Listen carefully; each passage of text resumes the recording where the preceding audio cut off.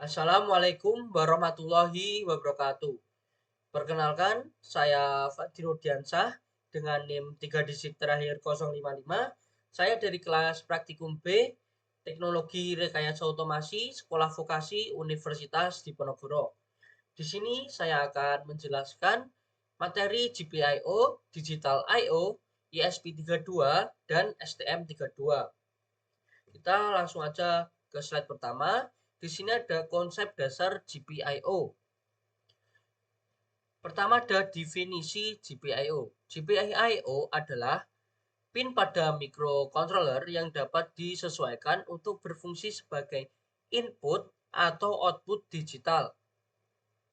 Fungsi input: sebagai input, GPIO dapat membaca logika digital dari sumber eksternal seperti sensor atau tombol ditekan pada sistem. Lalu ada fungsi output. GPIO dapat mengontrol perangkat lain dengan menghasilkan sinyal high 3,3 volt untuk menyalakan atau mematikan perangkat tertentu. Lanjut ke slide ketiga, yaitu ada mode kerja GPIO. Yang pertama itu ada mode input. Jadi ketika mode input memungkinkan pin GPIO membaca sinyal logika 0 atau 1 dari perangkat eksternal seperti sensor atau tombol. Kedua ada mode output. Ketika mode output mengirimkan sinyal logika 0 atau 1 ke perangkat lain seperti LED atau motor untuk kontrol aktif.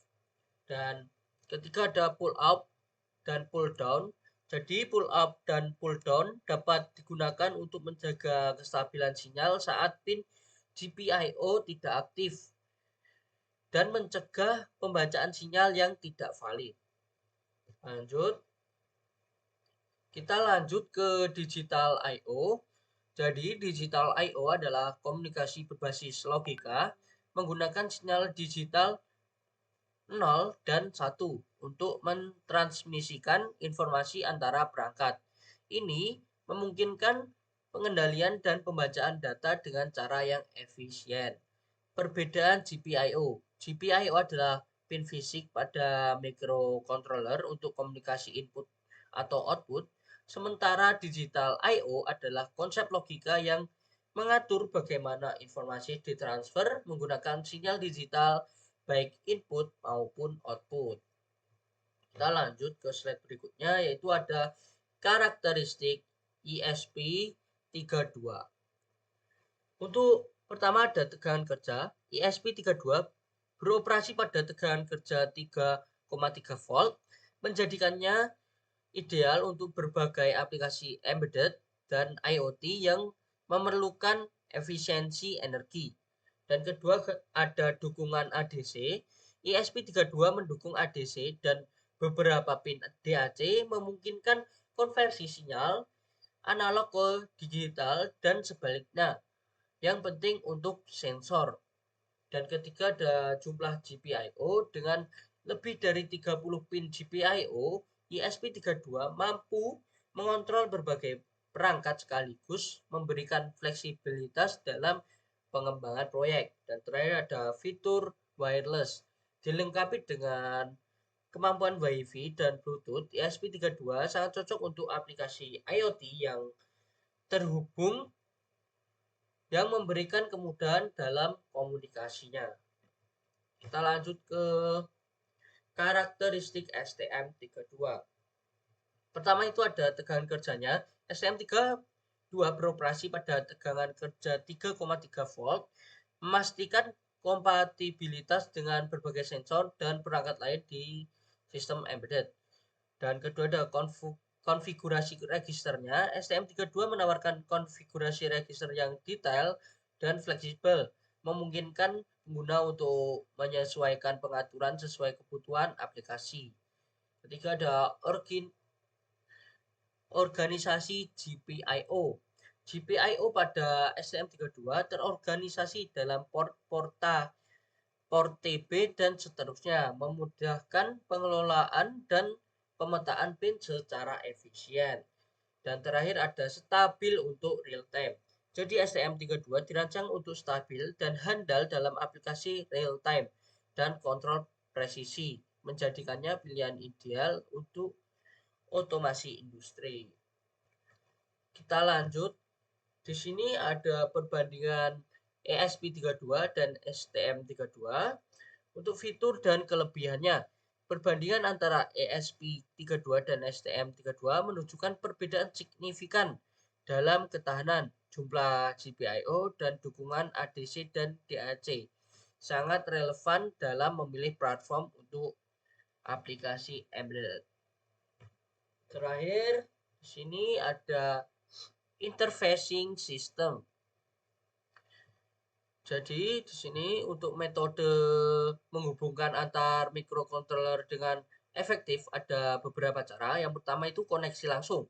Koneksi langsung dapat dilakukan jika level tegangan yang digunakan sama seperti 3,3 volt ke 3,3 volt untuk komunikasi yang stabil.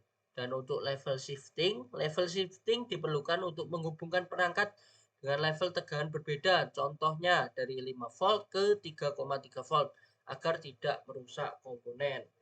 Dan terakhir ada protokol komunikasi. Protokol komunikasi seperti OART, SPI, dan I2C memungkinkan transfer data yang efisien dan dapat diandalkan antar sistem yang berbeda. Selanjutnya, di sini kita masuk ke kesimpulan.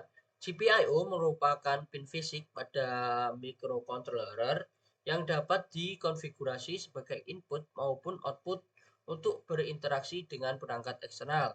Digital I/O adalah konsep komunikasi berbasis dua logika, yaitu low sama dengan kondisi 0 dan high sama dengan kondisi 1 yang dijalankan melalui GPIO. Dalam pemilihan microcontroller, ESP32 lebih unggul pada aplikasi berbasis IoT karena telah terintegrasi dengan Wi-Fi dan Bluetooth.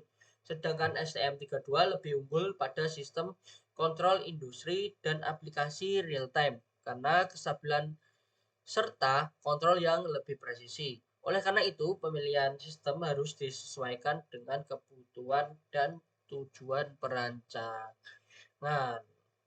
Nah, sekian untuk pemaparan materi dari saya. Kita langsung aja lanjut ke simulasinya. Nah, di sini saya sudah membuka untuk Visual Studio Code-nya. Nah, pertama-tama di sini saya akan menjelaskan untuk program pull up STM-LED-nya. Jadi untuk programnya seperti ini.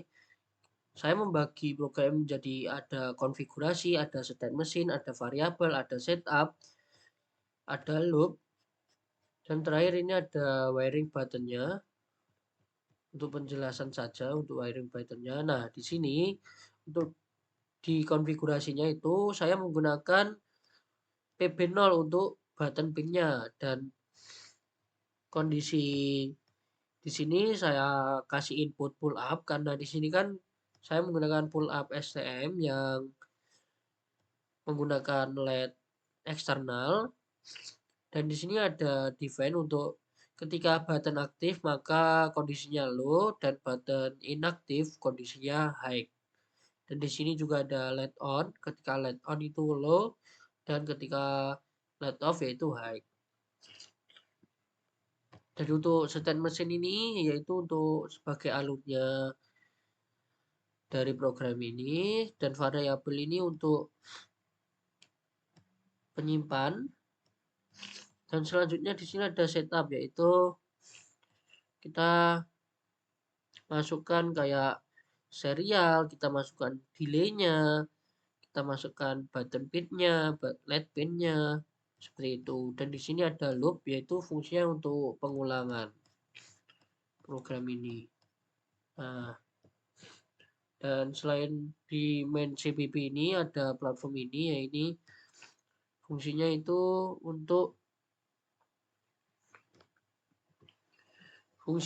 untuk mengatur dan mengupload program ini serta memonitor program ini di STM32-nya. Nah, jika kalian masih bingung dengan program ini, kalian bisa tanya di bagian AI yang di samping ini dengan cara kalian menambahkan extension baru. Di sini saya menggunakan extensionnya Gemini, teman-teman. Nah, kita langsung aja lanjut ke percobaannya. Kita run di sini, kita upload dan kita coba lihat hasilnya. Nah, bisa dilihat untuk rangkaiannya itu seperti ini, teman-teman. Yaitu pertama push button itu menyambung ke PP0 seperti pada program, dan lampu itu kita sambungkan ke pin A7 dan ada groundnya juga di sini. Dan di sini kita juga memakai resistor agar tegangannya itu tidak terlalu besar, teman-teman. Dan di sini juga kita memakai VCC-nya yang 5 volt. Nah, di sini setelah rangkaian dan programnya itu sudah diupload, di sini kita bisa lihat untuk pertamanya itu lampu mati, namun ketika dipencet itu akan menyala dan dipencet lagi akan mati, teman-teman. Ini sesuai dengan program yang sudah kita buat, yaitu pull up. Nah, selanjutnya di sini saya akan menjelaskan untuk program pull up STM dengan LED internal atau kita pakai LED yang ada di STM-nya langsung. Nah, di sini tuh sama aja seperti sebelumnya, karena kan di sini kan sebenarnya programnya sama, tapi itu yang tadi kan ada tambahan untuk LED-nya, dan di sini kan kita pakai LED dari STM-nya langsung. Nah, untuk programnya itu sama seperti ada konfigurasi, state mesin, dan di sini tuh sama aja seperti logika-logikanya, karena memang kita berbeda di bagian sini tidak memakai LED eksternal. Makanya di sini di programnya tidak ada tertulis untuk pin untuk LED-nya. Nah, seperti ini. Programnya mirip. Nah, kan kita punya dua program ini kan. Nah, cara buatnya itu mudah, teman-teman. Tinggal misal kalian kan tadi udah jadi yang LED eksternal. Tinggal kalian minta misal tolong ubah menjadi LED internal. Nah, nanti ya, maka di sini untuk AI-nya itu langsung akan mengganti di sini menjadi LED yang internal. Dan untuk platform I/O ininya itu sama saja, teman-teman, fungsinya untuk mengupload dan monitor. Ini sudah kita upload, lalu di sini kita lihat hasilnya. Ketika push buttonnya dipencet, maka lampunya akan menyala, dan ketika push buttonnya dipencet lagi, maka lampunya akan mati. Dan untuk rangkaiannya itu lebih simpel daripada sebelumnya, tinggal kita menghubungkan untuk push buttonnya ke PP0 lagi, teman-teman, dan resistor sebagai penghambat, dan ada ground, dan kita memakai juga VCC-nya 5 volt. Selanjutnya di sini saya akan menjelaskan untuk program di pull down STM dengan LED eksternalnya. Di sini tuh sebenarnya hampir sama seperti sebelumnya, yaitu pull up. Namun yang membedakan itu di sini, teman-teman, di konfigurasi. Tadi kan kita memakainya kan pull up. Lalu di sini saya memakainya inputnya itu pull down, karena di sini kan pull down kan, teman-teman. Dan untuk start mesinnya itu sama aja. Di sini ada idle, debounce, press, dan release juga. Dan variabelnya hampir sama. Lalu setupnya seperti ini, teman-teman. Dan ini untuk bagian loopnya juga. Sebenarnya hampir sama-sama aja, teman-teman. Yang membedakan yaitu pull up dan pull down-nya ini doang. Nah, jika kalian juga misal kalian ngoding terus bingung, kalian juga bisa tanyakan kepada AI yang ada di sini juga, teman-teman. Biar kalian itu lebih paham lah Terus kalian juga bisa ambil codingan aku, nanti ada di deskripsi YouTube teman-teman. Seperti itu. Jadi selanjutnya di sini kita akan mencoba untuk di bagian STM32 pull down. Di sini kondisi awal LED-nya itu menyala. Ketika kita tekan push buttonnya maka akan mati, lalu kita tekan lagi akan menyala. Nah, untuk rangkaian pull down itu seperti ini teman-teman. Jadi untuk LED-nya itu kita hubungkan ke A1, dan untuk push buttonnya kita hubungkan ke PB0 juga, dan untuk groundnya itu sama seperti sebelumnya. Dari sini VCC-nya juga memakai 5 volt. Nah, selanjutnya di sini kita ada di program terakhir dari STM ini, yaitu bagian pull down dengan menggunakan LED internalnya ya teman-teman. Nah, sama saja seperti pull out yang menggunakan LED internal di sini. Cuma tidak ada pin untuk LED eksternal seperti yang pull down menggunakan LED eksternal teman-teman. Nah, di sini programnya itu hampir sama aja teman-teman, seperti sebelumnya. Cuma bedanya itu ini untuk menggunakan LED yang internal. Nah, di sini juga kita mau kayaknya inputnya pull down. Kan kalau pull up yang no LED kan kita pakainya pull up. Nah, di sini kitanya pakai pull down. Nah, jadi untuk yang pull down dengan LED internal ini ketika tidak dipencet itu nyala teman-teman. Ketika dipencet itu maka akan mati, dan ketika dipencet lagi akan menyala. Dan untuk rangkaiannya itu hampir mirip dengan pull down yang LED internal tapi tidak menggunakan LED eksternal. Nah, selanjutnya kita masuk ke bagian SP. Di sini ada program untuk pull up internal yang ESP. Untuk programnya itu hampir mirip-mirip dengan STM teman-teman, hampir sama aja, hanya berbeda sedikit aja. Kalian itu tinggal minta decodingan AI, nanti juga bisa langsung diganti oleh AI-nya.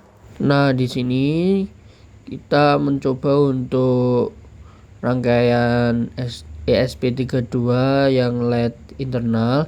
Jadi ketika ditekan itu lampu akan mati, dan ditekan lagi akan menyala teman-teman. Jadi bisa dilihat teman-teman di sini untuk rangkaiannya itu seperti ini teman-teman, yaitu salah satu kaki push buttonnya kita hubungkan ke pin outputnya, dan kita memakai resistor, lalu kita hubungkan ke ground juga beserta VCC. Nah, kita lanjut. Di sini saya akan mencoba untuk yang pull up di bagian LED eksternalnya teman-teman. Nah, untuk codingannya itu hampir mirip seperti yang internal, namun di sini kita tambahkan beberapa codingan dan kita tambahkan pin juga untuk LED eksternalnya.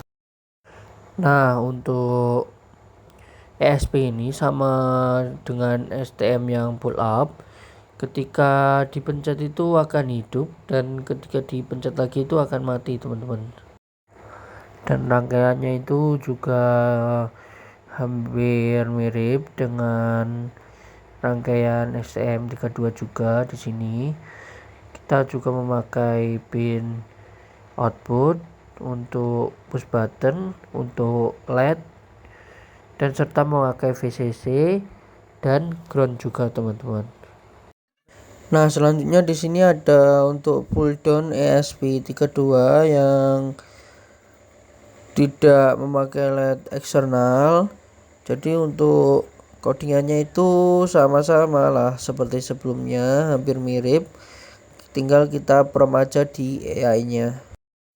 Nah, di sini kita bisa lihat untuk rangkaiannya itu resistor yang kaki kanan kita hubungkan ke ground, lalu yang kabel berwarna hijau itu kita hubungkan ke output D4, dan yang kuning itu kita hubungkan ke VCC 5 volt. Nah, di sini untuk kondisi awalnya itu mati lampunya, ketika dipencet akan menyala, dan ketika dipencet lagi akan mati. Selanjutnya di sini kita akan mencoba untuk pull down yang menggunakan leg eksternal. Jadi di sini kita sudah prompt di Gemini extensionnya untuk mengganti ke pull down eksternal, dan kita langsung aja upload dan coba. Nah, setelah kita running, kondisi pertamanya itu lampunya menyala. Lalu ketika kita tekan, itu lampunya akan mati. Dan ketika ditekan lagi akan menyala. Dan untuk rangkaiannya yaitu kita hubungkan lampunya itu ke pin output D23, dan untuk push buttonnya itu ke D4 lagi, dan untuk satu kaki push button itu ke VCC, dan kita tinggal tambahkan ground. Nah, untuk percobaan terakhir itu kita di sini mengatur untuk di codingannya itu diberikan intensitas cahaya. Jadi ketika dipencet beberapa kali itu nanti cahayanya akan berbeda-beda untuk intensitasnya. Nah, di sini kita bisa lihat di codingannya kita berikan brightness levelnya seperti ini. Lalu kita coba di sini kita pencet-pencet. Nah, untuk yang pertama itu levelnya 0%.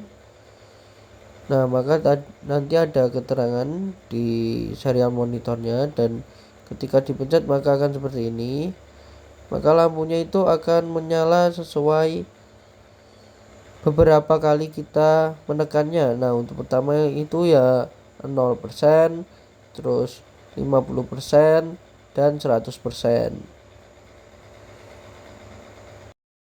Nah, dari praktikum ini dapat disimpulkan pull up dan pull down sama-sama berfungsi menstabilkan pin input agar tidak floating, tetapi memiliki logika kebalikan.